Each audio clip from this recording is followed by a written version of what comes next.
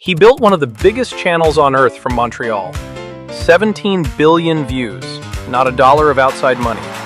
Now he wants to buy back a baseball team that left in 2004. 4 billion he doesn't have, a stadium that doesn't exist, and a plan that's mostly phone calls. Ask what he'd save in a fire, and he says his family and the dog. The dog beat out Warren Buffett. The dog has no idea.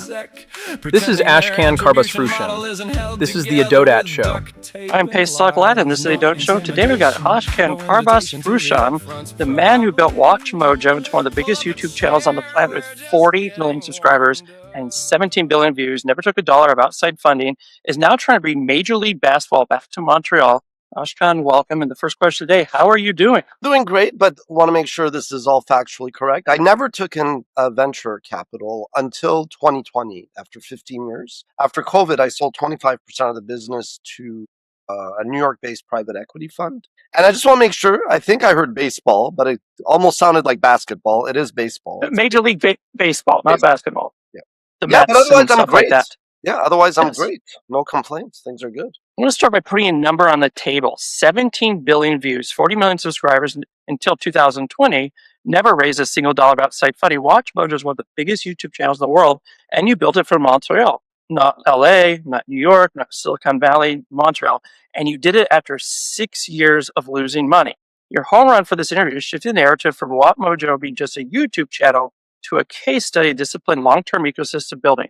So let's do that. What is Watch Mojo really? Not the YouTube version, the real version, the business, the system, and the machine. Yeah, so first of all, you really did a great amount of research and your questions were all excellent. So looking forward to this. You know, the best investor and the best entrepreneur is a social scientist. So in 2005, when I left Ask Men, that company got acquired. I didn't really have a job left because I did the right thing and I shifted my roles into By IGN, if I remember right. IGN, exactly. And then I IGN remember those days. and then IGN got acquired by Fox and News Corp. But so, you know, I always thought I was an intrapreneur at best, but I had just gotten married, no kids. And I said, you know what? Hugh Hefner was 27 when he started Playboy. Why not just do it? But then you can't just be like, what am I passionate about? Even though that's an ingredient. You really have to look at the landscape. And so I had seen that like storytelling had already shifted online. Audiences were online, but it was mainly video. And I wasn't going to build a market-leading company by reinventing the wheel and producing articles for an online magazine. And I had a non-competition agreement, so I kind of set my sights on video. But the difference was that I could see that the portals were no longer dominant. Yahoo, AOL, MSN, you know, throughout the history of business, there's always periods, whether it's an M&A or anything, where there's consolidation and then divestments and whatnot. So the same way that Craigslist was everything for everybody, and then you had Indeed and all that, I could see that these portals were going to get disintermediated. And when it came to content and video, I started to look at these video platforms like Gooba and Rever and Dailymotion and Metacafe. And again, I kind of went through them and I said, you know what? Like Dailymotion is France-based. France does not even have copyright, like fair use. So they're not going to be this platform that will just take up all the content, even if some of it is pirated, which early on in the wild, wild west, that's how things grow. You know, Metacafe, I felt, you know, they're based in Israel. They're going to be really sharp in terms of tech, but they're maybe too far away from, you know, LA, New York. And then I came across YouTube, which was really not that big of a thing. It was kind of, I would email them and Steve Chen, the co-founder, would reply. But I said, I said, these guys are backed by Sequoia, which has a certain culture and outlook of just, you know, move fast, break things. It's easier task for forgiveness than permission. And I knew that there was going to be a window of not a year, but not 10 years, 3 to 5 years. Right. Because you called it a 10-year overnight success before. Yeah, Watch Mojo was a 10-year overnight. And the first 6 years you had no revenue, you're $1 million in debt, you took a second mortgage. At what point did your wife, who's also your co-founder, say, Ashkan, this is insane? I would say for as long as I remember, people thought I was insane. But to answer your question, I went very long. To answer what Watch Mojo is just, the vision is to inform and entertain, or initially the mission, which changes with a video on every topic. So the idea was to replicate the information that was found in magazine articles, encyclopedias, documentaries, into short snackable videos that were like authoritative, factually correct, objective. And yeah, initially we wanted a video on every topic, but yeah, after 6 years, when I would sit down with more experienced people like in New York or LA, they were like, it's impressive what you've built, but you lack focus. And I was like, what do you mean? I'm super focused on video. They're like, no, in media, focus is fashion, style, travel, things that an advertiser targets. And I knew that it wasn't 100% correct because I knew where programmatic advertising was going. But I always look for that 1% or 20% or 80% that is correct. And I said, yeah, they're right. I need to focus. So we made 4 big bets. We said, we're going to focus on pop culture because these kids that were reading comic books in the 80s are now decision makers on Wall Street, Hollywood, Silicon Valley, and Madison Avenue. So I felt that geek culture would overtake pop culture. 2, I was a finance grad and we had relationships with rights holders. And I knew that under fair use, you could use clips if you're doing commentary and criticism. And you could avoid the rights holders who would go, declare legal jihad on you. And then 3, as much as I was a writer and I liked video essays and Q&As, I said, let's just go with top 10s because Wayne's World, Letterman, Moses and the 10 Commandments. I was like, mankind Right. has a short attention span. And then 4th, the big one, location, location, location. I said, let's just focus on YouTube because it's the only organic platform. And by then, Metacafe, Dailymotion were all kind of, losing steam. And even though I wanted to put all the content on our website, I knew that that was like saying, I don't like gravity. Gravity is bad. It doesn't work like that. And then we kind of put our head down and we had our hockey curve growth years. And then, yeah, I would say after 10 years, it was like a success. By 2016, you could definitely call it a success. So you If last touch attribution worked, your waiter would get full credit for the meal. We make sure the chef gets credit too. Incremental. having your questionnaire that you believe in narrative discipline, staying quiet and focused for 10 years is a lot more important than viral fame of 10 days. And that's kind of the opposite of how the creator economy works today. Everyone chases virality, clout, and trending. You are seeing that patience and discipline are the actual competitive strategy. How does the philosophy work in a world where algorithms reward the loudest voice? Okay, so context matters. I think if you really are driven, like humans, there's a matrix I have which shows tangible things that drive you, intangible things. It could be money or respect, as 2 examples. And I do believe that, like the sins and virtue framework, I think everybody has some elements of pride and greed and envy, but then you temper it with like the virtues, and then you don't let pride become hubris. I was never interested in fame or celebrity. I really wanted to be the guy that people trusted, that people respected. If there was a problem to solve, you call Ash. That makes sense for a Watch Mojo because I wanted to build a media company that was built to last. I think if you're a creator, I always say, like, musicians, you have a long shelf life. Actors, you could be Morgan Freeman and break through when you're whatever later. Athletes is the worst because athletes, you have a very short shelf life. But as an entrepreneur, I kind of was like, I have no choice because I knew that a viral hit would not be a business anyway, and I wasn't looking for fame. Now, patience is super important, but there's like the triple crown of success: persistence, resilience, and patience. You need to be persistent because, nobody's out to help you at first. They have their own problems. You get a lot of no's, whether it's investors, marketers, whatever. So persistent matters. But if you're not resilient and you can't take the hits and you can't kind of like Wolverine regenerate your power, then you can't be persistent. But then ultimately, neither of those matters if you're not patient. And the paradox of entrepreneurship is that entrepreneurs are notoriously impatient, but we're also ironically rather patient because we know that outcomes take time, and that's why I love cooking. If I'm making a nice beef stew, there's nothing I could do to make that stew like ready in half an hour. It's going to take some time. So I think it's patience is one, but you also need persistence and resilience. So let's just say it's 2030, which is now a few years. YouTube's algorithm has changed dramatically. AI generates content at scale. The creator economy has been commoditized. What does Watch Mojo look like? Is the brand strong enough to survive platform shifts, or is every YouTube built business ultimately the mercy of the algorithm? I think that's hyperbole, but I'll expand. Every company, every media company does not have a God-given right to exist. Any company. I think that era is over. So it's not so much that Watch Mojo is immune. That's not what I mean. But I don't necessarily think that everybody's dead either, and I'll explain.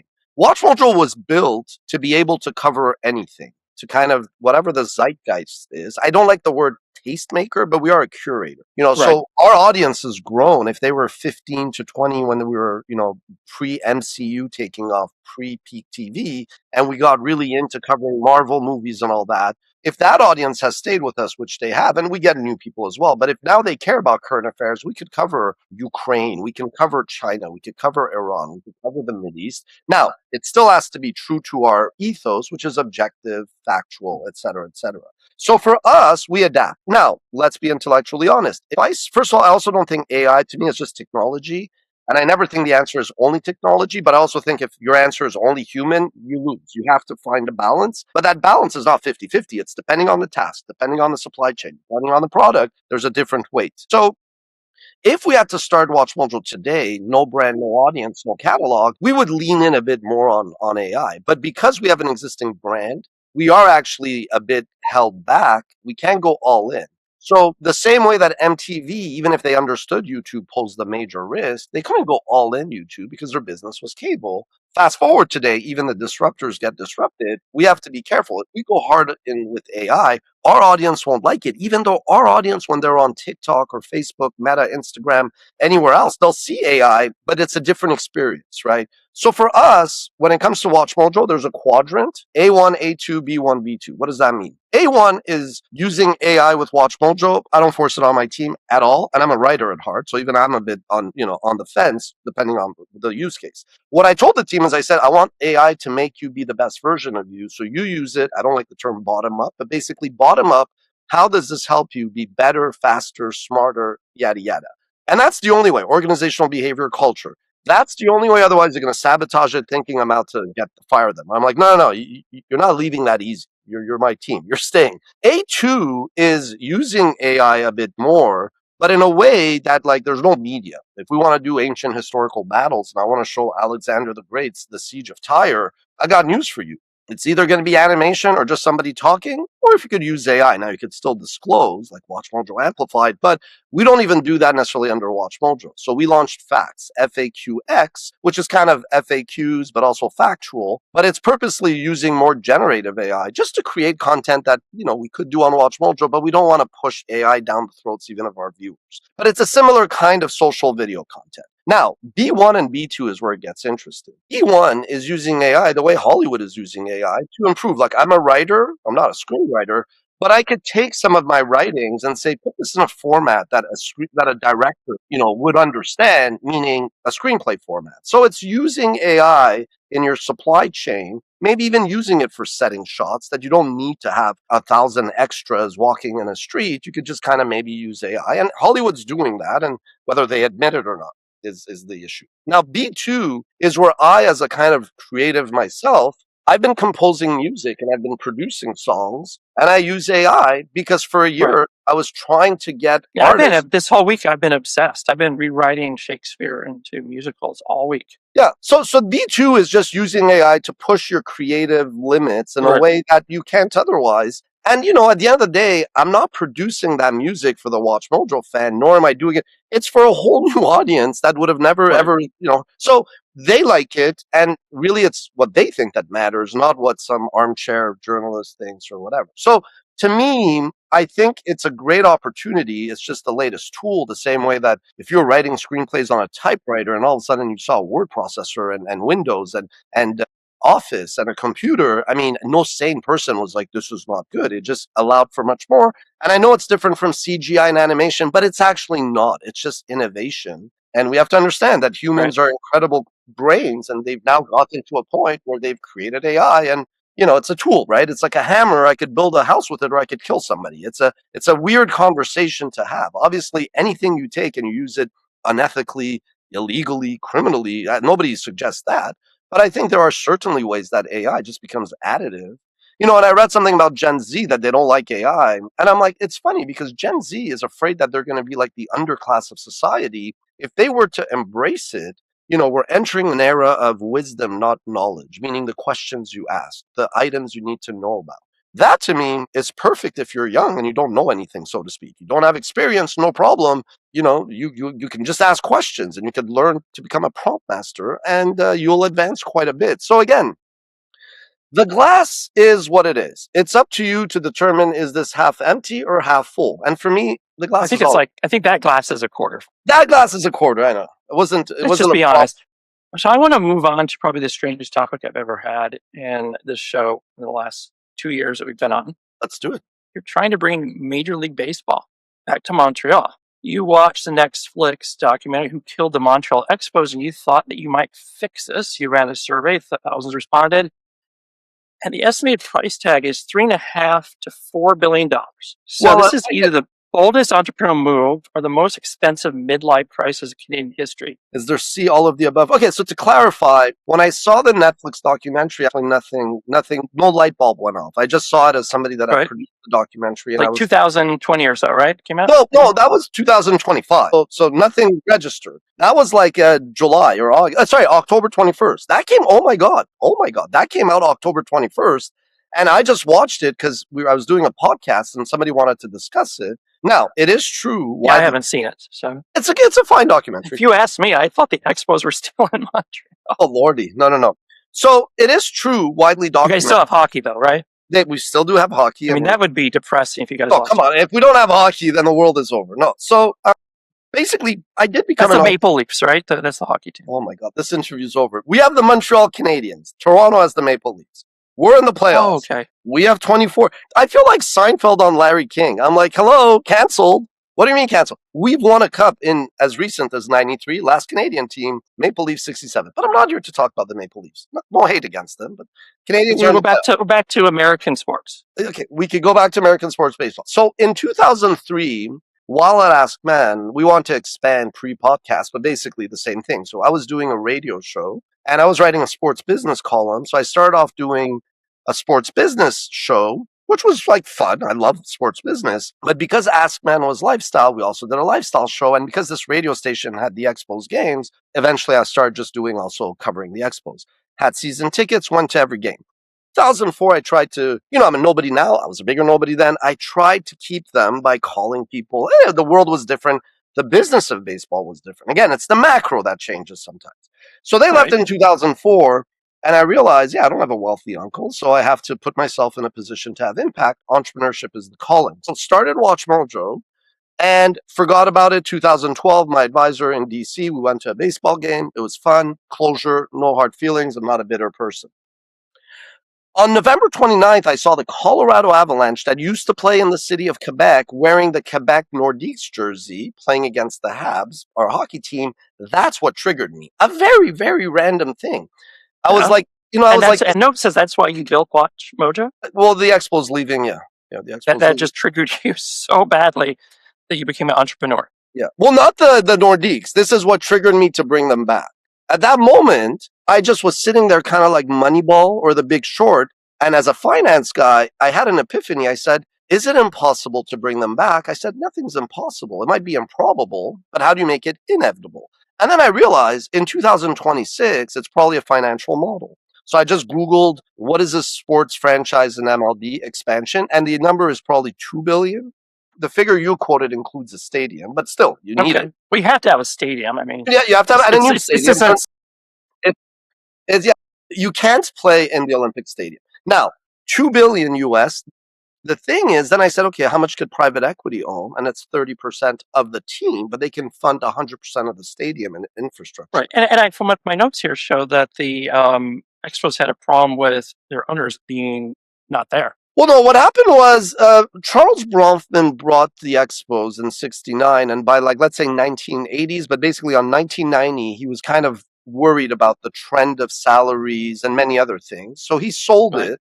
But to his credit, instead of selling it to a group that would move it to Miami or elsewhere, he basically sold it to one of his VPs who raised some money. The government put in some money and 11 other businessmen put in money, but they viewed it as a charitable thing, not we'll keep funding it. So that ran its course for another 14 years. And then eventually they moved because there were no local buyers. Nobody had the vision, but the business was different. So, they basically sold it for, let's just say 100 million. And now, the Padres sold for 3.9, the Rays sold for 1.7, and an expansion will cost 2 billion. But the idea is, so I obviously in the last 100 some days have gotten the interest from investors, and I'm kind of working on that. Right. But where's the Canadian money? Do Canadians just not have money? Or the no VC Canadians? Canada or the Montreal Canadiens? Who are we talking about? Just Canadians in general. Where's the VC money in Canada? There's a lot of money in Canada. There's a lot of wealthy families, but it's not America. Like in America, you could be living in some nice building and there could be like 5 billionaires in that building. Even if you're not, just because it's New York, the wealth concentration is crazy. So that distorts reality. Toronto has a lot more wealth. Montreal has wealth, but those people do not necessarily want to write a check of $2 billion for a sports team. It's just not going to work. So I had to expand the strike zone. I started to look at global investors. I started to talk to sports owners who have an asset but want more, and they didn't even know Montreal was an option. And they're like, "Hey, this guy's a finance grad. He won the Ernst and Young Entrepreneur of the Year," which is a reflection of the team.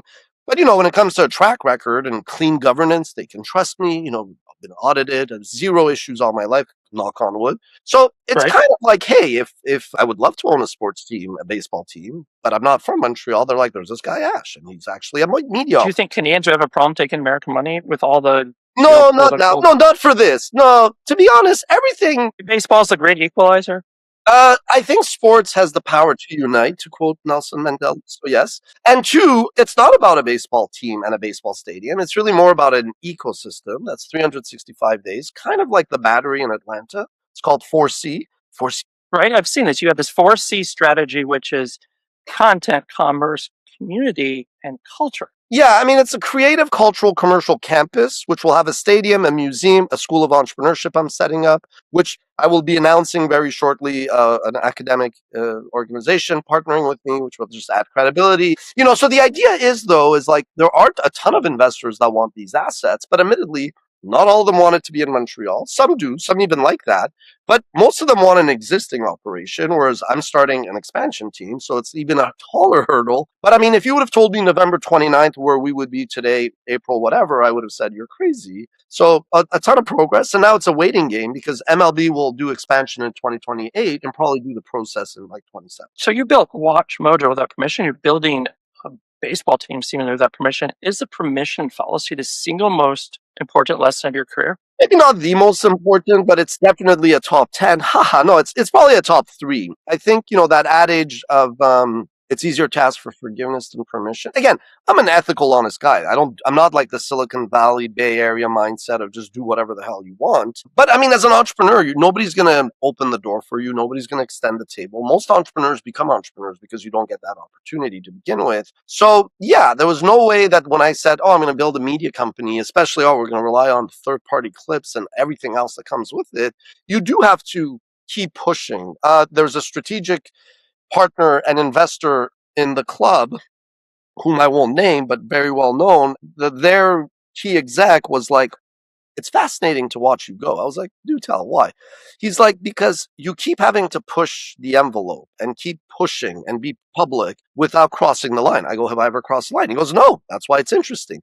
But he goes, I get it. If you would not have been public, there's no way you'd be this far ahead. So I go, yeah, it's a balance. But the thing is, there are also like envy and jealousy, not on me, in life. Those are natural human reactions. And it does take resilience and persistence and patience. Because when I started Watch Mojo, there's a lot of investors. I was like, good luck with that business, pal. They all now say, I always believed in you, buddy. And you know what? Both of those statements are true. Because it's the nature of an investor to be a bit skeptical. Cynicism is not a good trait, but skepticism is fine. So I have some people in the city who are skeptical. It's nothing personal. They've just been burnt before. They've heard this before. Meanwhile, I come. And the reason why I've had success, okay, I mean, I'm a pretty driven person. I'm a polymath, which helps. But the main reason, it's very simple. It's because I'm more of an agent than a principal, and I'm an entrepreneur. Okay. So I start off with what doesn't make sense for the other party, and then work backwards, knowing You've I'm also said that you're an outsider, and that you're like the ultimate outsider. You said one of the hardest parts was that 9/11 made job prospects challenging as you were Iranian-born Canadian named Ashkan Karbasfrooshan. Born Muslim. Laughed about this. Yeah, what? I mean, look, let's put some perspective. But here's my question, though. Do you think that being excluded from the traditional path of Wall Street, Goldman, the expected career, is that the shape of who you became? Would Watch Mojo exist if Goldman Sachs had hired you? Yeah, no, 1,000%. And I'll actually go further. I think that, it was also timing in that, sure, NASDAQ crash, .com bubble burst, 9/11. So even though I'm like more agnostic, out of respect, I say agnostic than atheist, I'm born Muslim. So after 9/11, I mean, good luck finding a job in media or finance. So I did find a job, but then eventually it was clear to me that I was never going to get the kinds of opportunities that I wanted. So I kind of always had to create my own job profile, my own job description. So eventually I just said, just start a company. So it worked. For sure, if I would have gotten like a certain position in a traditional finance or consulting trajectory, I don't think I would have started my own business. There's no way. So does the exclusion create the fire? The exclusion, so as much as I believe in sins and virtues, I do think all human beings are driven by some insecurity, whether it's, oh, my dad is this, my older brother is that, or my neighbor, this girl. There's some insecurity. For me, absolutely. Yeah, you said it. We all have a chip on your shoulder. I'm quoting you.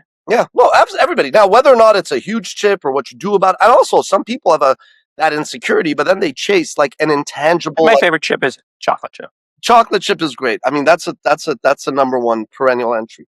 The fundamental difference is, and I don't judge people, but like some people are driven to buy a Porsche, a Ferrari. That's good. That makes you happy. I'm not judging because if that's your goal. Sorry? If your goal is getting a Porsche or Ferrari. My goal is paying for private school. Yeah, no, but that's what I'm saying. Like, I also don't judge because I like to travel. I like food. So it's like, that's my indulgence, right? But if somebody is like, I want to have like a private jet. Okay, I don't really ever want to have a private jet. It's like what they say about boats. Same thing with boats. Like, I never wanted a boat. I want to know people that. Yeah, well, the boat is a funny story. The boat is, there's only 2 days when a boat owner is smiling and happy. The day he buys it and the day he sells it, right? Yes. I love being on a boat. I'm a Pisces, but I will never own a boat. It makes I have heard every yacht horror story you can imagine. It always involves holes and sinking. Pretty much. It's funny. I wanted to take weird snails or something. I wanted to rent a yacht is like just some ADO ADO ADOTAT. And that's the show. Ashkan Karbasfrooshan, media operator, polymath, walking contradiction, and the only man I know trying to bring a baseball team back to a city through sheer persistence and a really long list of phone calls. If he pulls it off, remember you heard it here. If he doesn't, remember that most people never would have picked up the phone in the first place. A real thank you to the people who make this show possible. Troutman Amin. When the rules are complicated and the stakes are real, you want people who actually read the fine print, the kind who keep you out of the trouble you didn't see coming. That's Troutman Amin, and we're grateful to have them. And incremental.com, because growth isn't a viral moment or a lucky break. It's the unglamorous, compounding work that nobody claps for, done day after day until one day it looks like an overnight success. Ash would appreciate that. So do we. Thank you, incremental.com. If you got something out of this, do the thing. Subscribe, share it with someone who needs to hear it, and leave us a review. It genuinely helps. I'm Pesach Latin. This has been the Adotat Show. Until next time, go build something nobody gave you permission to build. Sure it is. So who's the one to call their bluff? ADOTAT. 30,000 reading to me. ADOTAT. Headset on the mic, sharp as can be. Cut the fluff, cut the noise, cut it out. If it's happening in that tech, we're the ones they talk about. Not the kiddie pool, not the cocktail chat, not the LinkedIn flex, not the pitch deck tap. We bring the receipts, we bring the heat, and we bring it every week. ADOTAT. 30,000 reading me. ADOTAT. Headset on the mic, sharp as can be. Ooh, Adotat. Tell them where it's at. Ooh, Adotat.